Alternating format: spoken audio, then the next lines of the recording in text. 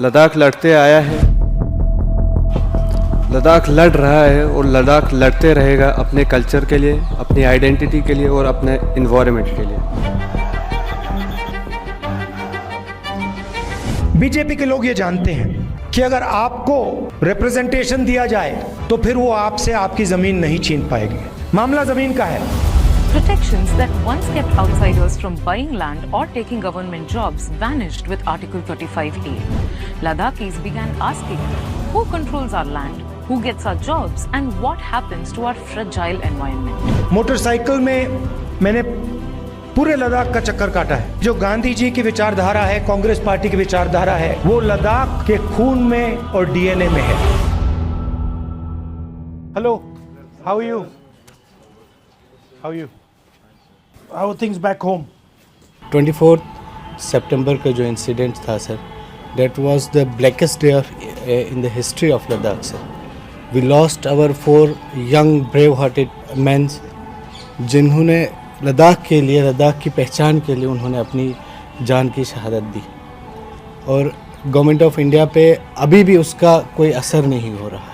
When there were open fire on the protesters, one of the main questions that arises is who gave the orders to openly fire on the innocent unarmed people, and did they follow the proper protocol? They were openly firing on innocent people, and how can you justify that? That is one of the saddest thing that we have to see in a democratic country like India, where we said that everybody has a right to live, but you cannot have a political dissent and different opinion. लोग कहते हैं 4 ही लोग मरे, गोली उन्होंने बहुत लोगों पे चला है सर, मरे सिर्फ 4। There's videos of this going on. Yes. And sir ज़्यादातर लोगों के छाती पे गोली लगा हुआ है, पेट में गोली लगा हुआ है। It's not a good example for the rest of the country. Right. Absolutely. Do you understand that? Yes. And how you have been treated is not fair. Right, sir. The government does not understand India is a multicultural, multi-religious country.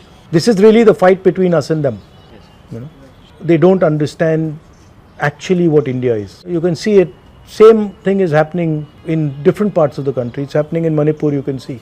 But unfortunately, people are suffering. A large chunk of our land is being taken for solar power. Just given to his friend. To his friends, Mr. As you know, Adani. So Interesting. yeah. This is the pressure land that they have given just for transmission infrastructure from the national grid to Ladakh. They have allocated around 20,000, almost 21,000 crores of funds. Government funds. Yes, government funds. To help him build his thing. Yes. चलिए statehood आपका वो हो गया, problem हो गया। चलिए 6 schedule आपका problem है। हम लोग public service commission for Ladakh मांग रहे हैं, यंग जनरेशन ये मांग रही है, आपको वो देने में भी आपको प्रॉब्लम आ रही है और कोई भी हमें एम्प्लॉयमेंट है ही नहीं, ज़ीरो एम्प्लॉयमेंट है। अब अगर ये लोग कह रहे हैं कि अब अगर आप प्राइवेटाइजेशन करोगे तो वहाँ एम्प्लॉयमेंट बढ़ेगी। हम विजन क्या देख रहे हैं? हम विजन देख रहे हैं कि 2047 तक हमें विकसित भारत बनाना है, बट हाउ? हमारे अंदर तो वो स्किल ही पैदा नहीं कर रही है और वो हमारे वहाँ आके प्लांट लगा रहे हैं, बोल रहे हैं कि जॉब क्रिएशन होगा। चलिए जॉब क्रिएशन होगा, मान लीजिए, मान लेंगे हम, लेकिन वहाँ भी हम करेंगे क्या? यहीं छोटे मोटे सामान इधर उधर करने की चीज़ें, पेन वेन बनने की। क्योंकि हमें सोलर प्लांट वाला स्किल हमारे अंदर है ही नहीं, वो स्किल हमारे अंदर है ही नहीं। तो आप वो चीज़ें आके वहाँ बनाओगे हम, और वो लोग हमें कहते हैं कि लद्दाख वाले एंटी डेवलपमेंट हैं, वो डेवलपमेंट के बिल्कुल ख़िलाफ़ हैं। ऐसा है ही नहीं। हम 6 शेड्यूल डिमांड ही क्यों कर रहे हैं? Just for the sake of the people that हम चाहते हैं कि आप हमारे यहाँ डेवलपमेंट करो, बट हमसे पूछो। नेचर ने ही लद्दाख को इस तरह बनाया है कि रिसोर्सेज वहाँ बड़े लिमिटेड हैं। तो जस्ट इमेजिन अगर आप इतना ज़्यादा चीज़ें हमारे वहाँ इतना ज़्यादा बर्डन डालोगे, इतनी ज़्यादा इंडस्ट्रीज़ डालोगे, तो आज जिस लद्दाख को आप प्यार से कोल्ड डिज़र्ट कहते हो, वो दिन दूर नहीं है कि ये प्योरली एक डिज़र्ट बन जाएगा। सर लद्दाख कुछ नई चीज़ नहीं मांग रहा है गवर्नमेंट से। हम अपने हक मांग रहे हैं जो लद्दाख को मिलने चाहिए। Being an Indian citizen under the constitution of India, हमें जो चीज़ें मिलनी चाहिए हम वही चीज़ें गवर्नमेंट ऑफ इंडिया से मांग रहे हैं। लद्दाख के लोग सिर्फ 4 डिमांड्स गवर्नमेंट ऑफ इंडिया के सामने रख रहे हैं, वो भी अंडर द कॉन्स्टिट्यूशन से। We are demanding for the 6th schedule, जिसके अंडर हमारा लद्दाख का लैंड प्रोटेक्टेड हो जाए, अंडर स्टेटहुड वी वांट कि हमारे पीपल हमारी रिप्रेजेंटेशन करे, क्योंकि हमसे ज़्यादा हमारे एरिया को, लद्दाख को कोई नहीं जान सकता है सर। लद्दाख एक दो चार जो लोगों का जो कॉर्पोरेट वर्ल्ड्स हैं उनका बिजनेस ग्राउंड नहीं है sir.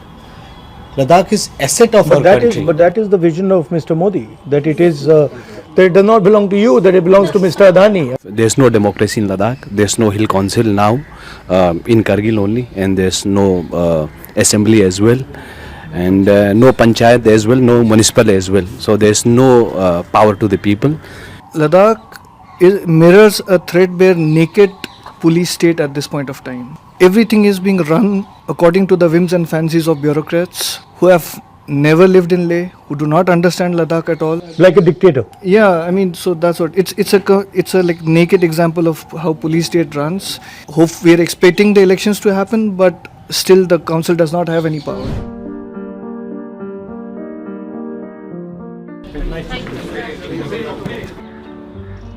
Okay, thank you. Don't worry, we'll get to work.